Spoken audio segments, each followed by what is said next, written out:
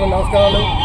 ఈరోజు అంతర్జాతీయ అవినీతి వ్యతిరేక దినోత్సవం డిసెంబర్ 9.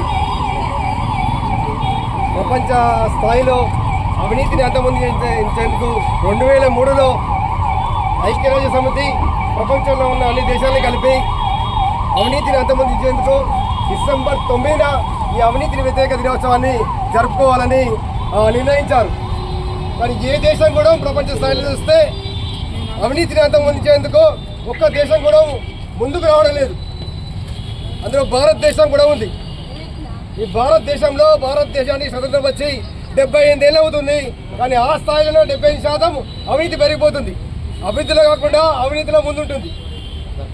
అందుకే ఈ రోజున అవినీతిని అంతమొందించాలని, నీతి నిజాయితీ చనిపోయే స్థాయిలో ఉందని ఐసీయూలో ఒక పేషెంట్ని ఏర్పాటు చేసి ఈ నీతి నిజాయితీని బతికించండి, ఇది ఆక్సిజన్ స్థాయిలో ఉంది, వెంటిలేటర్ మీద ఉంది, మనమందరం బతికించుకునే అవకాశం ఉన్నా కూడా ప్రభుత్వాలు, అధికారులు, ప్రజాప్రతినిధులు పట్టించుకోవడం లేదని ఈ ర్యాలీని మేము 1000 స్తంభాల గుడి నుండి అంబేద్కర్ స్టాచ్యూ వరకు ఈరోజు నిర్వహిస్తున్నాం. నీతి చనిపోయే స్థాయిలో ఉంది ఐసీయూలో, కానీ అవినీతి మాత్రము బాడీ బిడ్డల లెక్క కండలేరి గట్టిగా దృఢంగా ఉంది. వీటిని అంతమొందించాలంటే కేంద్ర రాష్ట్ర ప్రభుత్వాలు, ప్రజాప్రతినిధులు కఠినమైన చట్టాలను తెచ్చి ఫాస్ట్ ట్రాక్ కట్టాలని చెప్పేసి మన సీఎం రేవంత్ రెడ్డి గారు తెలిపారు.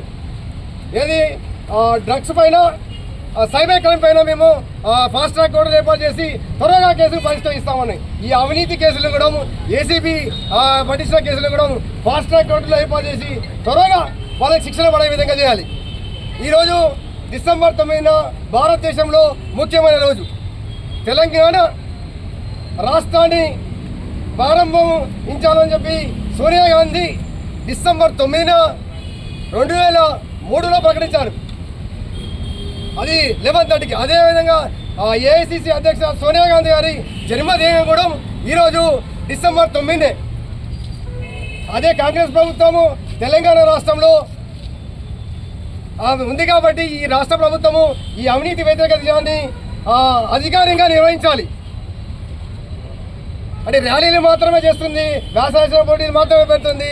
అంతేకాకుండా ప్రతి ప్రభుత్వ కార్యాలయంలో ఉన్న నీతివంతమైన అధికారాన్ని డిసెంబర్ 9న సన్మానించాలి.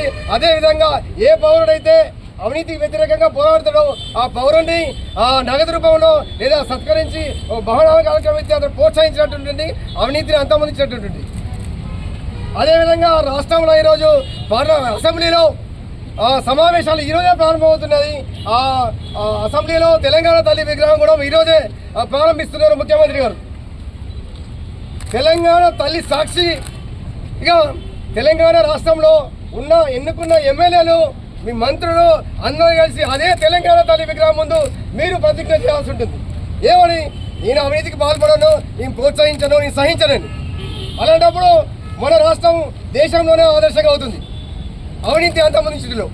అదేవిధంగా ఎన్నికైన మన ఎమ్మెల్యేలు, ఎంపీలు ప్రతి ఇయర్ డిసెంబర్ 9 లోపు వాళ్ళ చిరసర ఆస్తులు ప్రకటించవలసి ఉంటుంది. మీరు ప్రకటిస్తే అధికారులు కూడా ప్రతి ఇయర్ అవినీతికి వ్యతిరేకంగా పోరాడేటటువంటి మీరు ప్రకటిస్తే వాళ్ళు కూడా తప్పకుండా ప్రకటిస్తారు. జాబితాలు మీ ఎన్నికలప్పుడు మాత్రమే అఫిడవిట్లో ఇస్తున్నారు, కానీ ఎవ్రీ ఇయర్ ప్రజాప్రతినిధులు ఎక్కడా ప్రకటించలేదు. ప్రకటించి తెలంగాణ రాష్ట్రం ఆదర్శంగా ఉండాలి. అలాగే ఏసీబీ ట్రాక్ పైసలు చూస్తే మనము రాష్ట్రంలో చాలా తక్కువగా ఉన్నాయంటే ఈసారి ఎక్కువగా ఘనంగానే ఉన్నాయి. అంటే అవినీతి అనేది పెరిగిపోతుంది. ఉదాహరణకి వరంగల్ చూస్తే 2022లో 8 కేసులు ఉన్నాయి, 2023లో 11 ఉన్నాయి, 2024లో 18 అయినాయి. అంటే అవినీతి అనేది పెరుగుతుంది రోజు రోజుకి. అది ఏ విధంగా అంటే ఈ బాడీ బిల్డర్లకి కండలు గట్టిగా ఉంటుంది.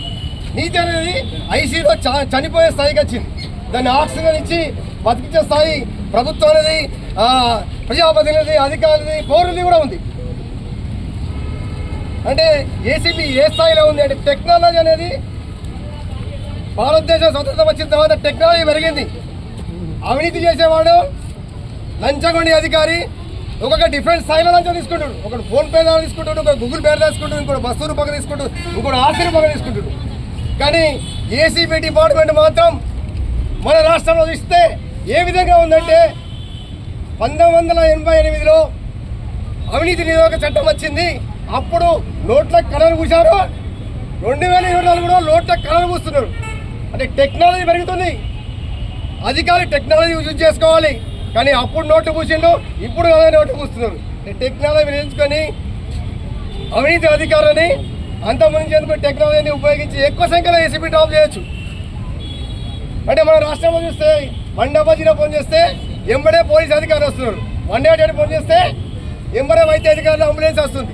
అదేవిధంగా రాష్ట్రంలో ఉన్న టోల్ ఫ్రీ నెంబరు 1064ని ఎవరైతే అవినీతి పాల్పడతానో ఒక పౌరుడు ఫోన్ చేస్తే టోల్ ఫ్రీ నెంబర్ లేక 1064ని వచ్చి ఎంబడే పట్టుకొని డ్రాప్ చేసి ఆ అవినీతి అధికారిని సస్పెండ్ చేయవలసి ఉంటుంది, రిమూవ్ చేయాలి. కానీ మన రాష్ట్రంలో మన దేశంలో చూస్తే చట్టాలను అడ్డం పెట్టుకొని అవినీతి అధికారులు పట్టుబడి అధికారులు ఏదో ఒక లుసుకుతో కోర్టుకి వెళ్ళి స్టే తెచ్చుకొని మళ్ళీ ఉద్యోగంకి వెళ్తుండు.